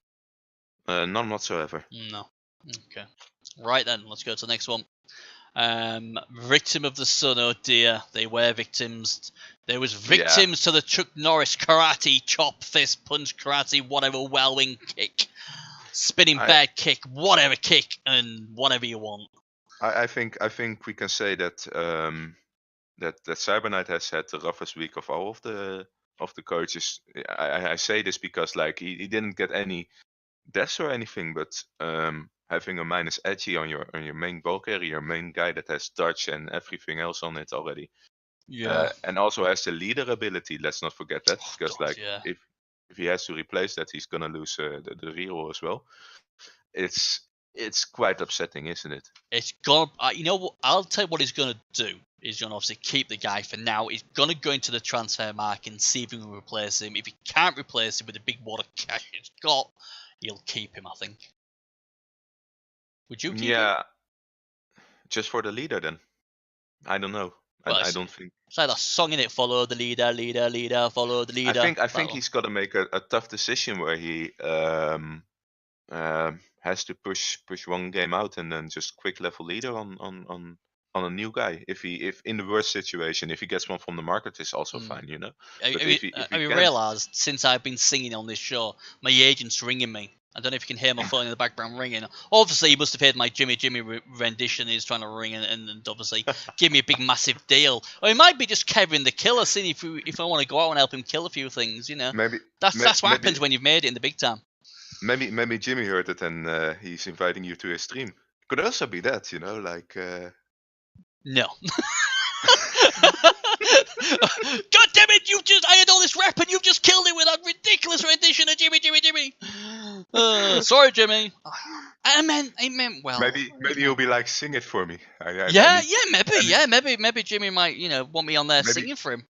Maybe he's gonna use it just when he's getting really angry about the dice, and then normally he just play some music. I just realised as well, he does all these little cut things. Obviously, I'm a dinosaur when it comes to technology. He could actually cut that and just put it on Cunny and just be like, oh my god, that'd be so funny. I suppose. I don't care. I mean, I don't mind people taking the mick out of me. Or he's just going to be like, well, I'm going to invite him personally, but he's not allowed to say one word unless I'm getting unlucky, and then he has to sing for me. And then he's going to be like, yeah, you got to sing for me now, Bernie. And then you got to do I've got to just wait there and wait for the roll of double one or a death, and then start singing, Jimmy! Wow, wow, wow. He'll be like, and that'll take him completely off the subject, and he'll be all right, won't he? And then he'll win himself a champion ladder, and he'll win Rebbl, and that'll be it. I'll be his Jimmy singer for the rest of my life. Yeah, wonderful. But back to Victim of the Suns. It's a huge loss. That minus. Yeah. God damn that Chuck Norris. I'm almost saying it'd been Chuck Norris that had done it. We could say Cyber Knight is a big fan of me because he listens to me and actually goes to win the game, And sometimes this kind of thing happens. Yeah, and look what happens. His best player is going to get retired. If you'd have listened to moi, that would have happened. So you're not. That's the way it goes. I mean, personally, cojones. The one with the big cojones, he should have been the one marking Chuck Norris. Nobody else. So I think he's a bit of a fraud if he wasn't doing that. Yeah. But yeah, he's got 230k in the bank. Obviously, he'll get a bit more cash next week if he wants to keep that. It'll be interesting to see what he does. I think he'll desperately want to try and get some sort of trade going and get another player. But if he does or not, we don't know. He may get rid of him and think, you know what, I can't really keep him. But that's a problem gladly me or you don't have. Yeah, it's something he really needs to think about. Like, what's going to be my strategy for the next game, and what's going to be my strategy for the rest of the season.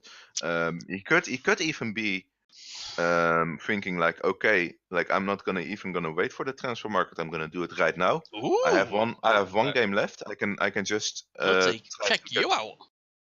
Yeah, Mr. Proactive man. You know, he could do that. I mean, like, he could. This the next game is gonna be like it doesn't really matter if he wins or loses, right? So if there's any game, he could do it now. Do you know what? You're making sense, but I've got this vision. He's gonna go, oh my god, that Crystal Hunter is such a great guy. God damn it, you're right. I'm gonna go and buy myself a Blitzer. Look at this shiny Blitzer, and then splat, -1 strength or something. And he'll be like, what a waste of cash. Yeah, that's true. But then he still has a 140k bank. Like, if he plays this match now, he's gonna have 90 TV against him extra. That's fine. He can do that. He can take that. Take it like a man. Yes. Or he could yeah, take the quick move with the Blitzer. I don't personally know what would be better, because I don't know the transfer market that well. I don't. I'm just depressed that people turn around to me and said you made the play-in, so the chance of you getting any recruitment for your Chorfs is like not going to happen. So I'm devastated. Apparently I should have lost all my games, and that would have got me first pick. So I'll know for next season. So yeah. Good thing to remember. Just lose all your games. Yes. In Rebbl. Well, I'll tell you what I have. As we know, I have the bag of dice. And I'm a big believer in the dice know the best. So, I'm going to roll this dice. And I'm going to see if he should keep that player. 1, 2, 3. Sack him this week. 4, 5, 6. Don't listen to bloody, Mr. Racking here. He's talking trollop.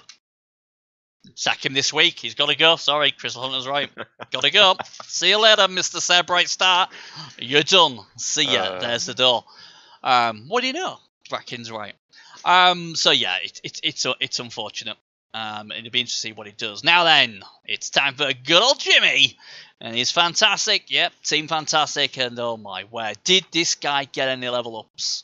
Probably did. Yeah, he did, because he got the level up sign on to him, and you can see the level up he made. Shocking. Is that the only level up he got? Yeah. After all that carnage and all that death. But I have to predict something. Like, I bet it's not a strength up, because if it was a strength up, we already took it. Yeah, he'd have slapped it on there, wouldn't he? I was gonna say dare play, but he's already got one, hasn't he?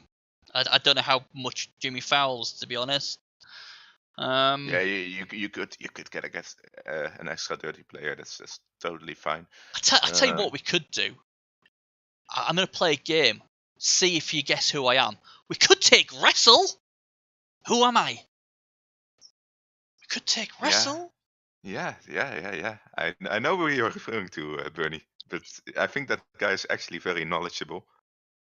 Do you think so? Do you think so? Yeah, I think he's not bad. He's not bad. He can play a bit. But to be honest, like, if you look seriously at what he could get, like, his team is so well developed.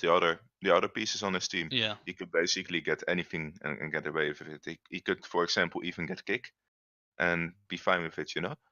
Like, if you got kick, it would be a little bit extra that he get for the team for positional play. Because he already has the bashiness and all the other stuff. So I wouldn't even be surprised if he did that. Yeah, it's to be interesting to see what he does. He's obviously not took the skill because he's listened to see what you think he should take, and then obviously whatever I say, he'll do the opposite. Probably was.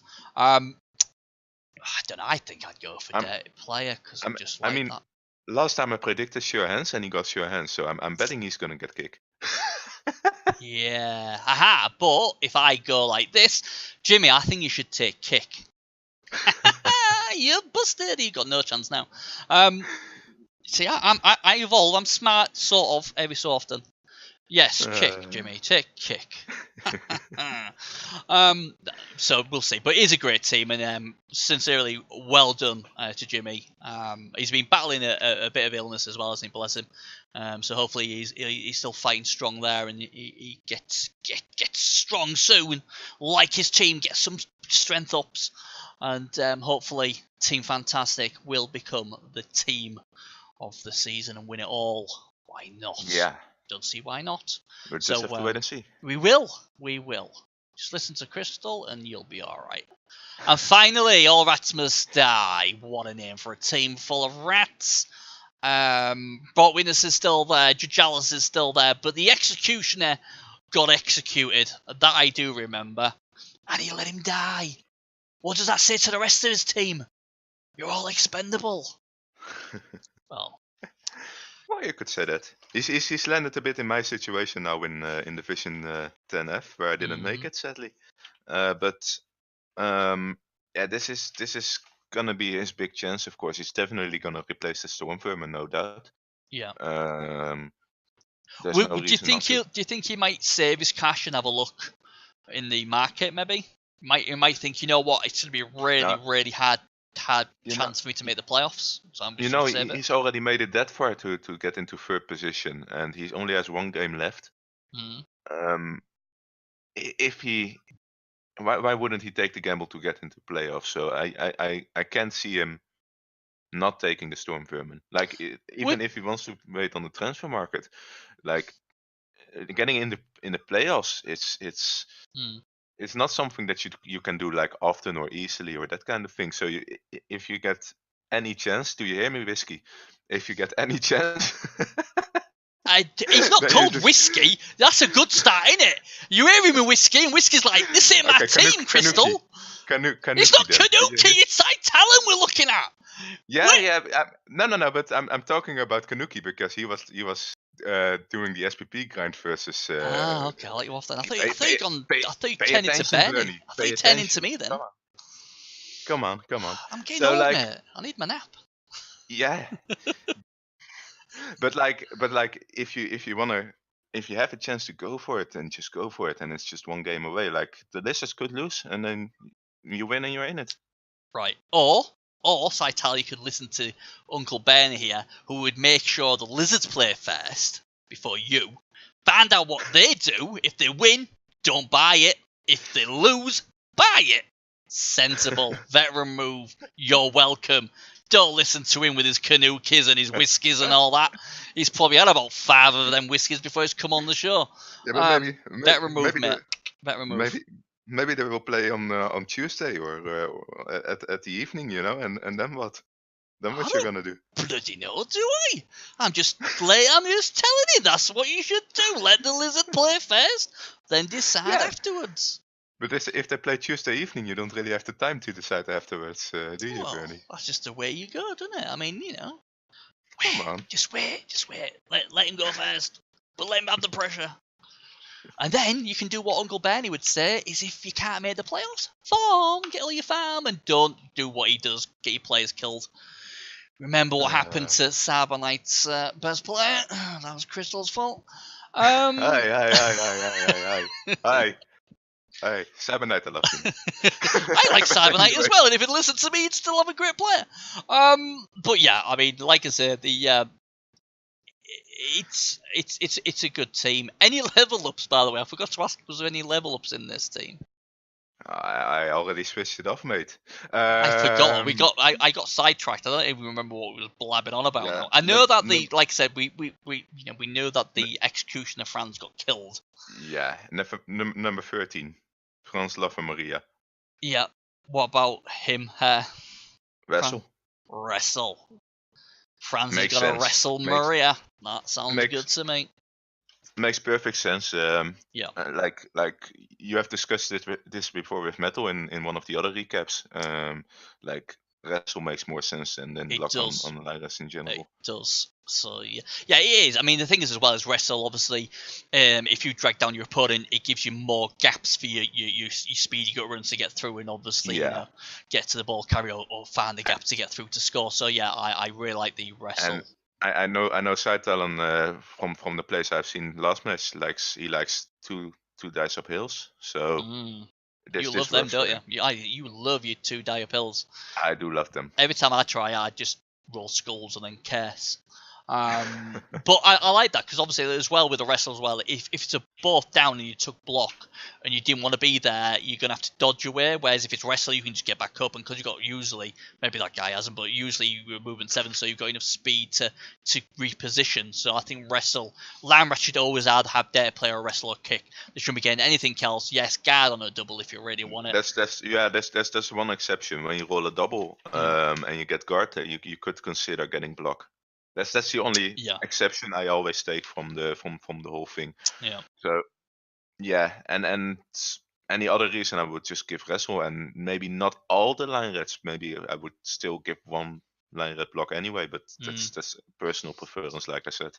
Yeah. Right then. So we'll go to the schedule for the final week. Sadly, it's gutting. But it is the last week, and we're gonna, with our expert advice as always, tell you who's gonna win. So we're gonna have a guess. Cold Dwarfs with no AV, they need a win from somewhere, and they're against a team what has to win in All Rats Must Die. Who gets it done? So I'm a little bit torn up between All Rats Must Die and the Lizard Blizzard team, because the Lizard Blizzard guy is Dutch. I like the guy. But these are rats. These are red coaches, so I like them as well. So I like them both. So it doesn't really matter for me which one will go on, because I have a special place in my heart for both of them. But if I think about it, I think the Reds will win this one. I think the Reds, like if I go from my old from one of the older videos, I did say like on higher TV, the Norse aren't that big of a threat to the Reds, and Saitalon is a bit lower TV, but he still gets some endorsements, I think. Yeah, so I mean, it will look good for him. It's a tricky one again, isn't it? I mean, the Rats are just about getting it done, and while they've got their the 110, and obviously with a bit of inducements, I think somehow they managed to get the win. So I'm going to go for the Rats. It's not going to be. I think it's going to be a close game. There may be a 2-1 ground again, I think, for the Rats. But it wouldn't. If I come back next week in the Norse one, it wouldn't be the biggest surprise. But I think the Rats need the win, so the Rats get the win, maybe? That's what I'm going to go with. And the Perishable Four, who, had some bad fortune this week, come up against a team in the Mad Commandos who ripped apart the Lizards. Are they going to give the Imperishable Four more pain by ripping apart their Tunganins? This is going to be a game where the Camry just got to stay alive, and the Commandos are just going to try to get as much SPP out of it as possible. Yeah. I can't see it go any other way than a win for the Nurgle team here. Yeah, I feel like I'm gonna have my hand over my face and peek out when I see the score and the injuries and all that. It feels like this could be a car crash. Ability wise, I think the coaches match up really, really well. But if this claw gets going again against them Tomb Guardians, oh man, it could be a horror show. I really want to tip the Khemri for this, but I can't. And I think the Mad Commandos get it done. I think 2-0 maybe. I think 1-0, 2-0. Or 1-0 with a big mess. Like the Khemri are gonna play like very conservatively. I'm already gonna predict like they're gonna play very conservatively, and the Nurgle can make use of that. Yeah. So I can't see any other way than the Commandos winning this. Yeah. Badland Fairies versus Chuck Norris. Badland Fairies, they've lost their star blitzer, who would have been that's quite smart from their best 2 players. Who we're playing this week, Chuck Norris. Oh, I'm injured, I can't play. Great play from the Strength 5 and the Killer. Love it. But can the Fairies, with what they've got left, beat Chuck Norris? Well, yeah. Manly men have a bit of a weakness for fairies, right? So I'm guessing the Badlands Fairies will win. Just on that account. In all serious thought though, like it can't happen that he's gonna get another draw or win out of this one. Like he has already 3 times in a row done this, and if he gets a 4th time, it's crazily impressive. But I can't see that happen. I mean, I this was the game what taught me completely, because I love orcs, but I love Chuck Norris, and I was trying to decipher how the hell Chuck Norris is going to get through all that guard, as good as Chuck Norris is, and I just can't see it. I think he also had a diving tackler, right? The Badlands Fairies. Yeah. They had a diving tackler. So Yeah, that's going to add some extra challenge to all the loners there. That will stop Chuck Norris. Oh man, do you know what though? I think it may be another draw. I think somehow Chuck gets this done. I don't know how, and it's going against all my ways of tipping, but I'm going to say Chuck gets it done, and it's a 1-1 draw. And he's probably going to injure the orc thrower, right?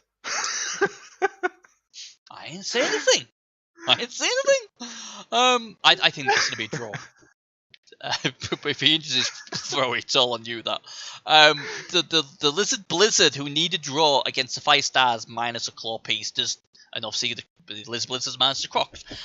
Who can the Blizzard get what they need to make the playoffs? So here's the thing, like Fire Stars have had a couple of tough games against the other Chaos teams. They do have claw.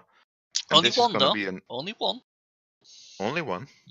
This is still going to be a pretty hard game for the Lizards to get. Yeah. I think, and this is going to sound rough on side, Alan. I think they're going to squeeze out a draw out of this one. I think that I would be on the Lizard train, choo-choo, all the way here if it wasn't for the fact of last week they just exploded. Oh man, did they just? But I think the Lizard Blizzard get this done. You know what? I think they're going to get this done quite comfortably. Sorry, 5 stars, and sorry, the Rats, but I think the Lizards get back on track, because I've had a rough ride of it of late. But I think they win this 2-0. I think they get it done. So the game after this, the Victims of the Sun and the Dusty got shortest one. I gotta say, like Cyber Knight, he's not gonna be happy, is he? Like he just lost. He's not a happy bunny. He's just lost his best player due to Chuck Norris, and now he has to play freaking chores. Like this is not good. This is something you don't want to see as a coach, you know. No, but I think, I don't know. I want to say he gets it done this week. But then he's not gonna have the ball carrier that he has. Ball carrier is overrated. Do you know what? Again, if the Chorfs gain of attrition, then they're going to absolutely steamroll this. But I do believe Cyberknight will get something out of this game. I really do. I'm going to sod it. Victims of the Sun win it. Boom. Cyberknight back on track this week. That could possibly happen, but I think the Chorfs will probably win it this one. Yeah, fair enough. So there you go. Who will be right in that one? Team Fantastic, and I was like, oh my god, look who he's playing. He's playing the lovable Raskin Cracker Wreckers with Cheese It. Oh my god, I am almost weeping. Please Cheese It. Fake an injury. Fake an injury. Don't go out there, Cheese It. Don't do it. It's not worth it. There's nothing on the line. You know, I think Jimmy is a good coach, but I actually think that the Raskin Cracker Wreckers are going to win this, and I'll tell you why. Ooh, do you know? Okay. Team Fantastic is like already a finished team. They're already done. They're already qualified. They're already there. Already qualified. They're already well developed. So they're gonna treat this like a game where they just gotta survive and just gotta be fine with everything. They don't want to have an accidental injury happening or an accidental miss next game happening. They want their team to be perfect for the playoffs. Right. Versus that, you have a team that can thrive to one-turn touchdowns. So you will see Jimmy scoring, not doing a lot of damage to the Reds, if the Reds play it smartly. Mm. And the Reds will score the 1-2 touchdown, and they might score on their own half as well. And they will either get a win out of it depending on what Jimmy does after, or maybe get a draw out of it if Jimmy pushes up quickly and gets a score. But I think they will get a win out of this one because Jimmy will be playing a game that he doesn't really need to play. And yeah, that's the core thing of it, isn't it? Right. Well, I look at a different point of view for this. If I'm like the general manager of Jimmy Fantastic, I'll be going to say, I want you to go out there, I want you to send a message to the rest of the playoff chumps out there, snap this team in half, break them, kill 3, just retire the Ratskin Cracker Wreckers, make people aware of what you've just done to them, and say, this is what happens when I'm on form, and whoever I play in the next round is going to get the same man games, break the Wreckers, crack them in half, kill them all, apart from Cheez-It, because I love him, break them, destroy them, and strike fear into the playoff teams, and that's how he should play. None of this namby-pamby farming and protecting your players. You've got loads of strength 4 players. Kill them all. You're starting to sound like me, Bernie. Are you feeling well, mate? No, he has to send a message to the rest of the playoff teams that you do not want to play Team Fantastic. We will kill you in the most fantastic way possible. Exactly. And if that starts going wrong, Bernie will start singing Jimmy, Jimmy, Jimmy, wah, wah, wah. So, better let me win or you get that. It's a double combo. Jimmy gets it done. He breaks them in half. 4-5 injuries at least. 2 players will be retired. Maybe a death as well. Depends how annoyed the team is. And Jimmy wins this. No problemo. 2, 3, 4-0. I don't care how he wins it. He gets it won. Ratskins will be RRP after this game. And then we have Whiskey Galore enjoying a sweet whiskey. Yeah. Because, like... His Chaos will be doing the same as the user do. Fuck all in the injury front. They'll be sat there doing nothing, but they get the win. Well done to them. And just think of it, if you won last week, this you might is the go nicest thing to have, isn't it? Because like if you have a concede like this at the end of the season, this means this next season your team is going to be fresh. It's great. So, Whiskey's played it brilliantly to make sure he played the Philbos last week. He knew they were going to make it. Full credit to him. Smart veteran move. Like his style. So Whiskey Galore will get the win and just miss out on them playoffs, but it doesn't matter. You get in the XP. You wanted to take a bit of a look at something else, right? Yes, we did. Yes, we did. I've got to find it now. So basically the playoffs. So it's fair to say, I think, and I'm going to go with this, that Jimmy will finish top. So well done, Jimmy. Fantastic. Top. Brilliant. Okay. So who will he be playing against? Right. For some bizarre reason, God forbid, we get the only play-in where in week 1 every game was played apart from one. So let's go and have a look. So because he finishes top, he ends up playing qualifying number 3. Aren't they lucky? And the big thing from this was Mike the Machine and the Flea Circus of Rebbl Gman Div got knocked out by the Trans-Dwarfist Future, the Chorfs. For some bizarre reason, the Eshin Ambushers and Off-Work Boys didn't play, so I don't know what's going on with that.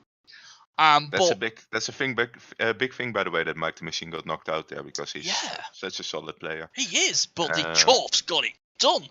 Just like the Postman, they delivered some pain. Yes, and they do have a Postman as well in their country. You do have an awful fixation with Postman. I have. It's one of my phrases on the PS4. It's always been. Do you know that the most successful player in Champion Ladder history on the PS4 is the Postman, because he's been used in many teams and he's scored the winning touchdown twice in the championship. So he is the most successful player, and it's well known on the PS4. If you name a guy the Postman, he will get you into the playoffs and win you things. What we learned from this is if you're in the PlayStation League, you can win as a Postman. That's Yes, and if you bring him onto the PC, you'll do all right. Trust me. Name the Postman. Thank me later. I'm just joking, guys. Anyway, what divisions are we talking about, or what teams are we basically, talking it's the about? play on qualifier 3. He gets to play one of these 3 teams. Now, the team What's into the final play-ins is Trans Dwarfist Future. It's Locust Coruscant is the way I'm pronouncing that. I don't know if you know the coach. I don't, so forgive me. His Chorfs, they have 4 Mighty Blow, 5 guards. Marvel of Science, one of their bull centers got a -1 AV in the last game, so he misses this play-ins game, but we'll be back for the final. For the playoffs. And he's got a level up on a Hobgoblin Walk. Could be anything. Could be kick. Could be dare play. Could be anything. But again, I personally think this will be a team out of the lot. Jim would rather not play. But again, all that yummy claw on Chorfs. Claw versus Chorfs, and it does sound that this Chorf team is a bit underdeveloped compared to Jimmy's team. Yeah, doesn't it? they're 1460 at the moment, but obviously if they make the playoffs, and let's just say they don't lose any Chorfs or anything, there's another 170 going on to that, but then he's got 220k in the bank. Bloody has to make it awkward, doesn't he? So he's actually 1390 if he got rid of his bloat, so he's clocking 1560 plus a 1580 he'd be clocking if nothing died or nothing was missing for the playoffs. So yeah. But again, you see, you'd expect Jimmy to get a more favourable draw because he finished top. The York team is an interesting one because you're used to seeing the Yorks have plenty of guard. This guy's gone the other way. He's gone for 4 Mighty Blow, only 2 guard. He does have an Agility Force slippery hands throw with block and accurate. He does have a diving tackle on a blitzer. Diving tackle's getting a lot of love, and a DP as well. Here's a funny thing, like instead of going all the guard, he went Mighty Blow. So he went with a weird kind of build actually. But this is actually gonna help him against Jimmy because like the guard is not gonna do much versus strength 4 and is just gonna get screwed over by Yeah. So I personally, if I were Jimmy, I would rather have the Chorf team than this team. But that's just personal preference. Yeah, I mean to be fair to Sherlock 77. What a name! Crikey, Sherlock 77. That means he's 41, I think. Bloody marvellous! Welcome to the old club, mate. Well done. And the 4 Mighty Blows are all on blitzers. To be fair, they're not on Blackhawks. So okay. So I should mention that. And three of them got tackle, and the other one's got diving tackle. So he likes a bit of tackle. Boom, boom. So, I can see it doing all right, but again, it won't beat Jimmy. And the last team is Sinister, the Eshin Ambushers. So they're rats. He's got a Mighty Blow, tackle, claw, Stone Vermin. The other Stone Vermin's got no skills. He's got a lovely Rodge, 2-headed, strip, dauntless Gutter Runner. The other 3 Gut Runners are all a bit standard, a wrestle tackle one and a sidestepping blodge one and a blodge sure hands one, and he's got a kick player. Apart from that, nothing much there. Again, you've got to be a bit careful because it's rats, but that's how I think about it. Like if I were Jimmy, I would definitely face one of the first 2 and not the rats because one of the first 2 do the same thing that you basically do. They're both bashy teams. They're both slow teams. Just that Jimmy's team does it better. Yeah, and with this team, maybe it's quite lower TV. It's probably quite lower TV. Yeah. But they can do different things than he can do, and if he gets lucky and gets away with something, you could see Jimmy out of the playoffs. I don't know how good Sinister the coach is, but I must admit, if I was in Jimmy's shoes and that was my team, out of the 3, I'd be like high-fiving myself that Mike's out. I'd be like, yes, thank God for that. He's rats ain't gonna be there. That would be my first thing, just because I know who he is and don't know the other 3, but I know he's a good coach. And the next thing is, I don't want these bloody rats getting through, because if any of them 3 teams is going to do any BS on me, it's going to be the rats. The other 2, I'm not even losing sleep over, because my chaos will just crush them, like crushing, that guy's skull in is it Prince Oberyn in Game of Thrones, where the mountain just crushes his head into a mush. If nothing exceptional happens with the armor dice and with the injury dice, he's just going to win that game. That's the whole thing with the best versus best matchup. So, yeah, that's a good thing to look forward to, I guess. Yeah. And this is also the reason why I'm saying, like, if if Jimmy got through, he's gonna get quite far in the playoffs. I do still expect that from him, like at least semi-final, maybe even final. But we'll see it. Yeah, it's one of those where I'd be disappointed if he went out first round. I think something seriously bad would have to happen for him to go out. And just the other round one, whoever finishes second, we'll say the Lizards at the moment. They play someone in Rebbl, Division 1, the 5th team in Division 1. Now, last time I looked, bloody hell, they've bloody changed, haven't they? Ew, he's got Nagel by the looks of it. Is that right? Don't know if I've made a mistake there. I've wrote down though. It's Division 1. So you either get Lizards versus Nurgle, or Skaven versus Nurgle. Yeah, that's what I wrote down. Yeah, I thought he was Orcs, but I could have completely lost it. That's probably right. But yeah, they're going to be going against Nagel. And that let's have a look. I think both coaches aren't that happy about that draw. Well, to be honest, there's a lot of teams going into the last week. There's 5th place record 525, 6th place record 525, 7th place 525, 4th place 543. So basically, we can't really say who he's going to play because guess what? There's so many options. So we'll leave that for next week. But that's a good idea. Yeah. There we go. So what we learned this week? Jimmy Fantastic. If you ever need a backing singer, I'm your man.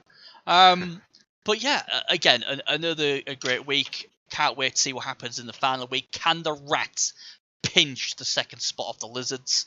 It'd be nice to know if any of you guys can let me or Crystal know when your games are, including Jimmy as well, if you can let us know so we can at least watch it, because obviously I want to see Jimmy break them completely and send a message to the rest of the playoffs. Just please don't kill Cheesy, because I like him. I'll tell you what, if Kevin the Killer gets killed, someone's having a bounty slapped on them.